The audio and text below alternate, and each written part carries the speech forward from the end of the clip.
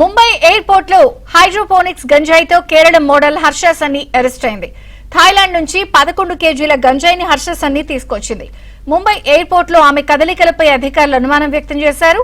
వెంటనే బ్యాగ్ ను చెక్ చేయడంతో 11 కేజీల గంజాయి ఉన్నట్లు గుర్తించారు. 12 సీల్డ్ ప్యాకెట్లలో గంజాయి తెస్తున్నట్లు అధికారులు చెబుతున్నారు. గతంలో మిసెస్ కేరళంగా విజయం సాధించిన హర్ష సన్ని ఇప్పుడు మోడల్ గా పనిచేస్తోంది.